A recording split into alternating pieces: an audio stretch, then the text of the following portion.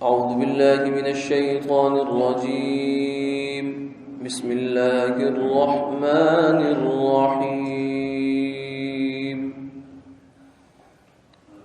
ولقد آتينا موسى الكتاب وقفينا من بعده بالرسل وآتينا عيسى ابن مريم البينات وأيدناه بروح القدس أفكلما جاءكم رسول بما لا تهوى أنفسكم استكبرتم ففريقا كذبتم وفريقا تقتلون وقالوا قلوبنا غلف بل لعنهم الله بكفرهم فقليلا ما يؤمنون ولما جاءهم كتاب من عند الله مصدق لما معهم وكانوا من قبل يستفتحون على الذين كفروا فلما جاءهم ما عرفوا كفروا به فلعنة الله على الكافرين بئس ما اشتروا به أنفسهم أن يكفروا بما أنزل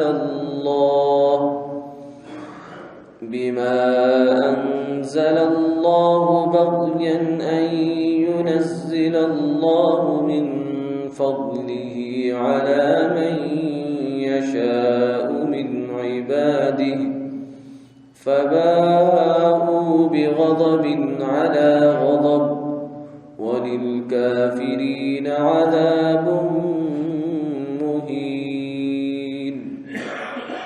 صدق اللہ العظیم.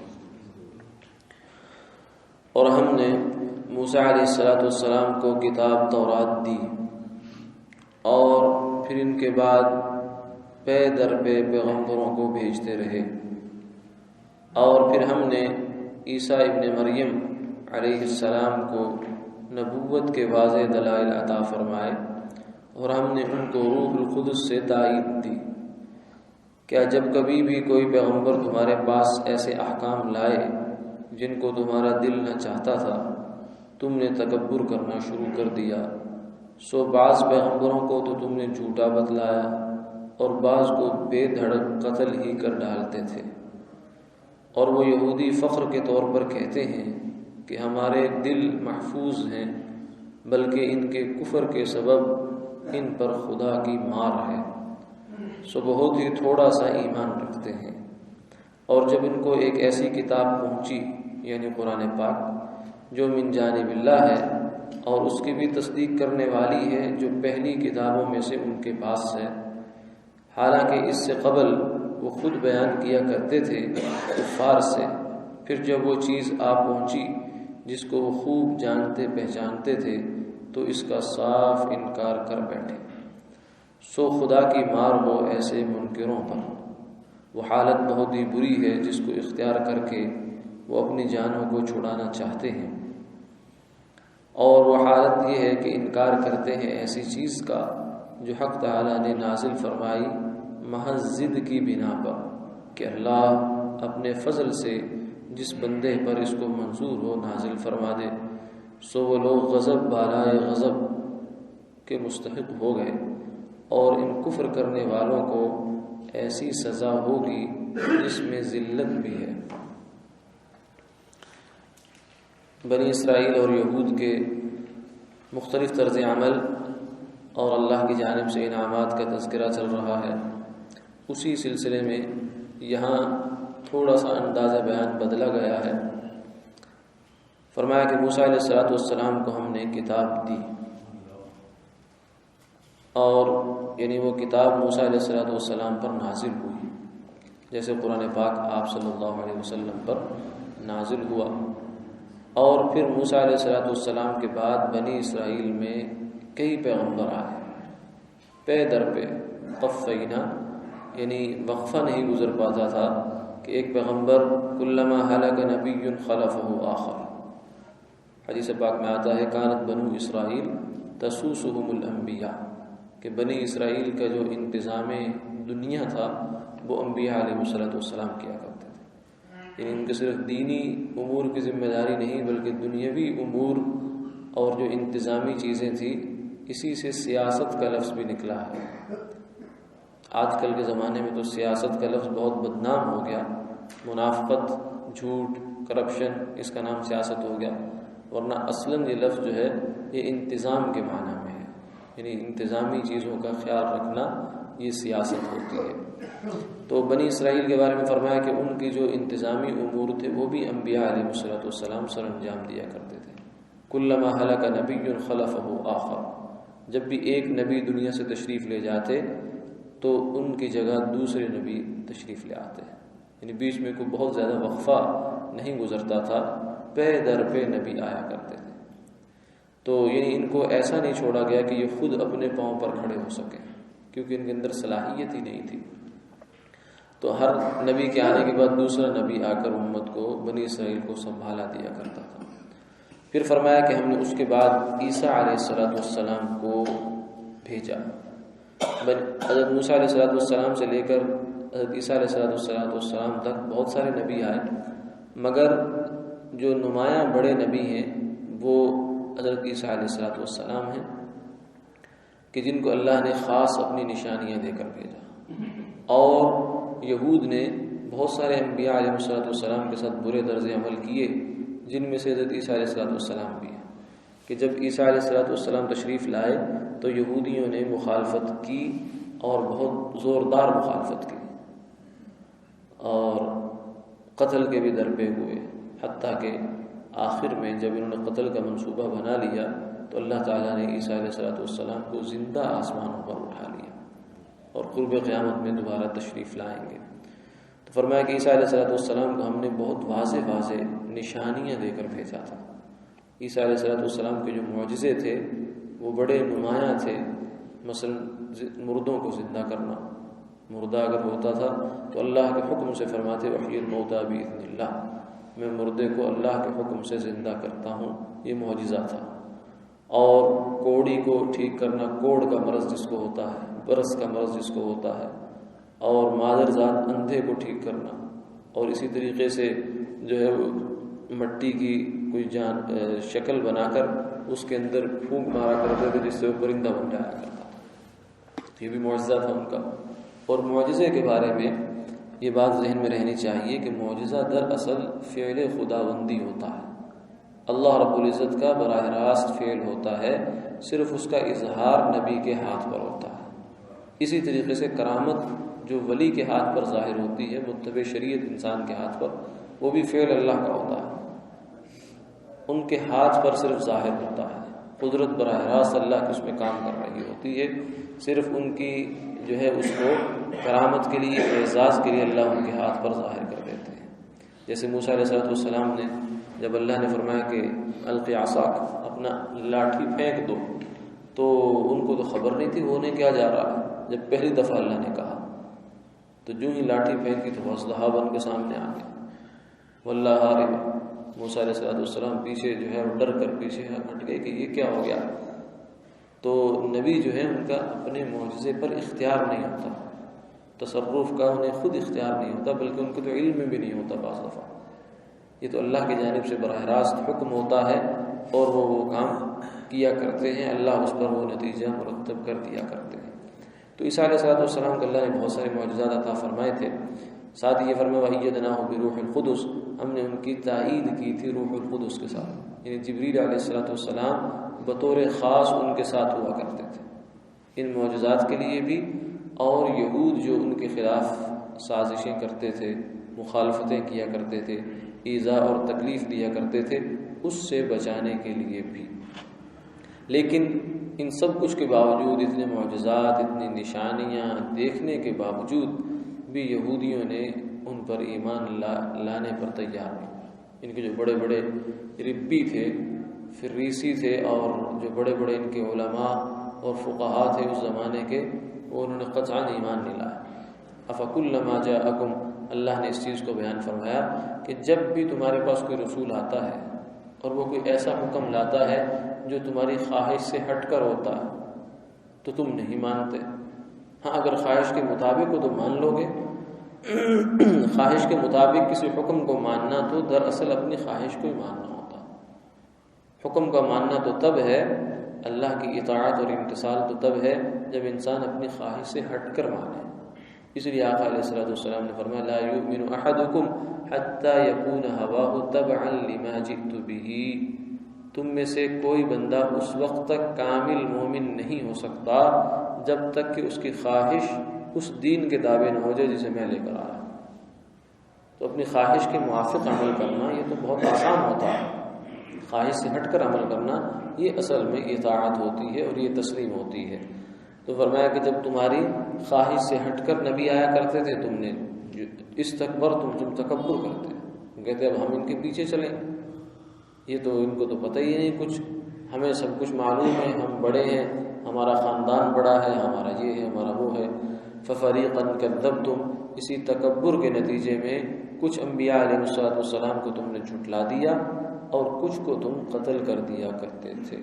یعنی نبی کا قتل جو ہے یہ سب سے بڑا جرم ہے، اس کائنات میں اس سے بڑا جرم کوئی نہیں ہے کہ نبی کی ذات کو قتل کیا جائے۔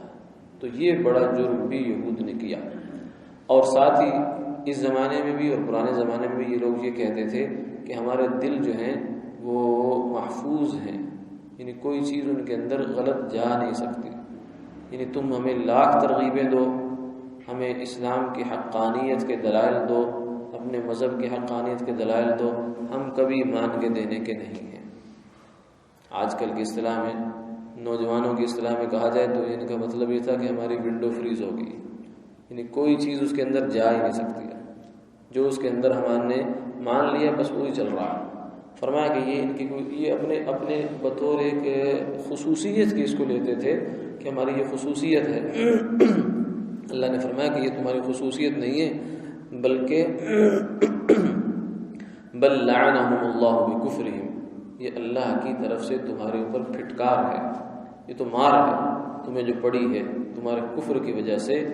فقلیلا ما یؤمنون، اب اس کا نتیجہ یہ ہے کہ تھوڑے سے تم میں سے ایمان لاتے، یا تم بھی تھوڑی چیزوں پر ایمان لاتے ہو، باقی کتنا تم نے تکذیب اور تردید کر دی ہے۔ ان میں سے بھی بہت سارے تھوڑے لوگ ایمان لائے۔ آپ صلی اللہ علیہ وسلم نے فرمایا تھا کہ یہود کے اتنے سردار ہیں، اتنے ان کے علماء ہیں، اگر یہ 9 یا 8 کے قریب لوگ تھے، یہ اگر مان جائیں تو پوری یہودیت ایمان لے آئے گی، لیکن ان میں سے 1 یا 2 بندے بس مسلمان، باقی نہیں مسلمان ہوئے۔ وَلَمَّا جَاءَهُمْ كِتَابٌ مِّنْ عِندِ اللَّهِ، فرمایا کہ اس کے بعد کیا ہوا، موسیٰ علیہ السلام آئے، عیسیٰ علیہ السلام آئے اور نبی آئے تو تم نے ان کے ساتھ یہ کیا، اور اب جب کہ نبی آخر الزمان صلی اللہ علیہ وسلم تشریف لے آئے ہیں اور آپ تو ایسی کتاب لے کر آئے ہیں جو کتاب تمہاری تورات کی تصدیق کرتی ہے، اور تورات کے جو صحیح مضامین ہیں ان کو سامنے لے کر آئی ہے۔ یعنی قرآن پاک کے مضامین میں آپ دیکھ لیجئے بہت زیادہ اس چیز پر زور ملتا ہے کہ تمام کے تمام انبیاء علیہ السلام پر ایمان اور ان کا احترام۔ آج بھی پوری دنیا میں مسلمان وہ واحد قوم ہے کہ جو ہر نبی کی عزت کو اپنی عزت سمجھتی ہے، ہر نبی، جتنے بھی انبیاء علیہ السلام، یہ جو ناموس رسالت کا مسئلہ ہے یہ صرف حضور صلی اللہ علیہ وسلم کی عزت کا مسئلہ نہیں، یہ ہر نبی کی عزت کے ساتھ جڑا ہوا ہے۔ کیوں؟ اس لیے کہ آقا علیہ السلام نے فرمایا کہ کسی ایک نبی کی تکذیب تمام انبیاء کی تکذیب ہے۔ کیوں؟ اس لیے کہ تمام کے تمام انبیاء اللہ کے بھیجے ہوئے ہیں، تو جب ہم اللہ کے بھیجے ہوئے ایک کو نہیں مانیں گے جس کے بارے میں ہم جانتے ہیں کہ اللہ کا پیغمبر ہے، تو نتیجہ یہ ہوگا کہ ہم اللہ کو نہیں مانتے۔ جیسے گورنمنٹ کا جاری شدہ صحیح نوٹ جو ہے اس کو کوئی انسان کہے کہ میں نہیں مانتا، تو یہ معمولی بات نہیں ہوتی۔ اس کا مطلب یہ ہے کہ تم گورنمنٹ کی ریٹ کو اور اس کی اتھارٹی کو چیلنج کر رہے ہو، کیوں نہیں مانتے بھائی تم اس کو؟ تو وہ کہے کہ 1000 روپے کے 100 نوٹ ہیں، ان میں سے میں 99 کو تو مانتا ہوں، 1 کو نہیں مانتا۔ بھائی کیا وجہ ہے؟ تمہیں کوئی اس میں شبہ ہے؟ نہیں شبہ نہیں ہے، میں بس نہیں مانتا۔ تو یہی کہا جائے گا کہ بھائی جو باقی 99 کو تم مان رہے ہو، یہ بھی تم دراصل نہیں مان رہے ہو۔ تو کسی ایک نبی کی تکذیب کرنا یہ دراصل اللہ کی تکذیب ہوتی ہے، اور اللہ کی تکذیب تمام انبیاء علیہ السلام۔ تو کسی ایک نبی کی توہین کرنا بھی دراصل تمام انبیاء علیہ السلام کی توہین۔ تو یہ جو قانون ہے ناموس رسالت کا، یہ بھی تمام انبیاء علیہ السلام کی عزت اور ناموس کا قانون۔ اگرچہ جو یہودی ہیں یا عیسائی ہیں انہیں اپنے نبیوں کی حرمت کا، اپنے ناموس اور عزت کا خیال نہیں ہے۔ یورپ میں، مغرب میں کارٹون بنتے ہیں ان کے اوپر اور لطیفے تخلیق کیے جاتے ہیں، نبی ہیں اور ان کے ساتھ یہ بات۔ لیکن مسلمان جو ہے الحمدللہ اللہ نے ان کو جو جذبہ دیا ہے کہ وہ اپنے نبی اور کسی نبی کے بارے میں توہین کو برداشت نہیں کر سکتا۔ تو فرمایا کہ یہ کتاب ایسی ہے جو تمہارے پاس آئی ہے پرانی کتابوں کی تصدیق کرتے ہوئے، اور اس کے آنے سے پہلے یہودیوں کا یہ طرز عمل تھا، جیسے قرآن میں بار بار جگہ جگہ پر آتا ہے کہ یہ بہت اچھی طرح جانتے تھے کہ حضور تشریف لانے والے ہیں، اور بلکہ جب ان کی کوئی لڑائی ہوا کرتی تھی یہودیوں کی کسی اور قبیلے سے، تو یہ جو دعا مانگا کرتے تھے اپنے لیے، فتح کی، نصرت کی، تائید کی دعا مانگتے تھے، تو اس میں حضور کا نام لے کر دعا مانگتے کہ یا اللہ ہم اس احمد نبی مرسل کے نام سے، وسیلے سے آپ سے دعا مانگتے ہیں کہ جن کو آپ نے بھیجنا ہے، النبی الامی، وہ نبی جو دنیا میں کسی کے شاگرد نہیں ہے، جو پڑھنا لکھنا نہیں جانتے، ان کے وسیلے سے ہم دعا مانگتے۔ احمد کا لفظ ہے، اور تورات کے بارے میں بھی آتا ہے کہ فرمایا کہ اس میں بھی احمد کے، انجیل کے بارے میں تو احمد کا لفظ کے ساتھ اللہ بشارت دی گئی ہے۔ سلمہ بن قیس ایک صحابی رسول ہیں، وہ فرماتے ہیں کہ مدینہ منورہ میں بنو عبد الاشہل کا وہ محلہ تھا، اس کے اندر ایک یہودی رہتا تھا۔ حضور کی نبوت کے آنے سے، اعلان سے پہلے کی بات ہے یہ۔ تو وہ ہمیں کچھ آخرت کی، کچھ دین کی باتیں بتایا کرتا تھا، تو ہم نے اس سے کہا کہ تیرے پاس دلیل کیا ہے اس بات کی؟ تو اس نے کہا میری دلیل جو ہے، میرے پاس دلیل جو ہے وہ نبی آخر الزماں ہے اور وہ آنے ہی والے ہیں۔ اور اس نے مکہ مکرمہ کی طرف اشارہ کر کے کہا کہ اس طرف سے وہ نبی آئیں گے۔ تو کہتے ہیں کہ ہمارے لوگوں نے اس سے یہ پوچھا کہ کب تک آئیں گے، کتنا زمانہ باقی ہے؟ تو وہ اس حد تک جانتا تھا، اس نے کہا یہ جو تمہارا یہ جو لڑکا ہے، یہ جو راوی ہے اس روایت کے، سلمہ بن قیس رضی اللہ تعالی عنہ، کہ یہ اگر اسی عمر سے جیسے بڑھ رہا ہے، یہ اس کی جو جوانی ختم نہیں ہوگی کہ وہ تشریف لے آئے، یعنی اتنا قریب ہے زمانہ۔ وہ فرماتے ہیں کہ جب حضور نے نبوت کا دعویٰ کیا، مکہ مکرمہ 13 سال گزر گئے، اور پھر جو ہے وہ آپ مدینہ منورہ تشریف لے آئے، تو ہم نے اس یہودی سے کہا کہ وہ نبی تو آ گئے، تو اب وہ آئیں بائیں شائیں کرنے لگا، کہا نہیں یہ وہ نہیں، یہ وہ نہیں، یہ وہ نہیں، اس قسم کی استکبرت، یعنی وہ جو ابا ہوتا ہے یہ بڑی بری چیز ہوتی ہے، تکبر بڑی بری چیز ہے۔ اسی تکبر نے تکبر عزازیل را خار کر، بزندان لعنت گرفتار کر، اس تکبر نے شیطان کو ذلیل کیا ہے کہ آدم علیہ السلام کو ہم نے جھکا نہیں، اپنے آپ کو اگر جھکا دیتا تو اللہ اس کو فرشتوں کی سرداری عطا فرماتا۔ اس نے سمجھا کہ شاید مجھے اکڑنے میں مجھے کچھ ملے گا، حالانکہ اکڑنے میں انسان کی گردن ٹوٹتی ہے، ملتا کچھ نہیں ہے۔ تو یہودیوں نے بھی یہ پہلے تو یہ کہتے تھے فلما جاءہم ما عرفوا، جب آ گیا جس کو پہچانتے تھے کفروا بھی، پھر کہتے نہیں یہ وہ نہیں، فلعنت اللہ علی الکافرین، فرمایا کہ ان انکار کرنے والوں پر اللہ کی لعنت ہے۔ کتنا برا سودا کیا ہے، کتنا برا، بئس ما، کتنا برا سودا کیا ہے انہوں نے کہ اللہ کی بھیجی ہوئی، اللہ کی نازل کرتا ہدایت کو جو ہے وہ انہوں نے کفر کے بدلے میں بیچ دیا، یعنی کفر خریدا اور ہدایت بیچ دی۔ دنیا کی 4 دن کی زندگی، 4 دن کی چاندنی کے لیے وہ اندھیری رات کو خریدا ہے کہ آخرت کی ہمیشہ ہمیشہ کی ناکامی۔ فباءوا بغضب علی غضب، نتیجہ یہ ہوا ہے کہ اللہ کے غصہ در غصہ ان پر ہوا، اور دنیا میں تو یہ حال کہ آج بھی دیکھ لیجئے دنیا بھر میں سب سے زیادہ ذلیل قوم یہ ہے، حالانکہ سب سے زیادہ امیر قوم یہ ہے۔ یہودی سب سے زیادہ ذہین بھی ہیں، امیر بھی ہیں، لیکن سب سے زیادہ ذلیل بھی ہیں۔ ابھی تک بھی دنیا میں بیساکھیوں کے سرے یہ جیتے ہیں، کسی نہ کسی بڑی سیاسی طاقت کی چھتری کے نیچے رہتے ہیں۔ کبھی برطانیہ کی چھتری میں ہوتے تھے، کبھی فرانس کی چھتری میں ہوا کرتے تھے، کبھی پھر روس کا سہارا لیا، پھر اب کچھ پچھلے 50 60 70 سال سے جو ہے امریکہ کی چھتری کے نیچے ہے۔ اگر وہ چھتری ہٹ جائے تو اس کے بعد یہ بالکل بے یاروں کا لگا۔ تو یہ دنیا کے اندر بھی ان کو ذلت ملی، وَلِلْكَافِرِينَ عَذَابٌ مُّهِينٌ، فرمایا کہ آخرت میں ایسا عذاب ہے کہ جو ان کی ذلت میں اور اضافہ در اضافہ کرے گا۔ اللہ حفاظت فرمائے تکبر سے اور حق کے انکار سے۔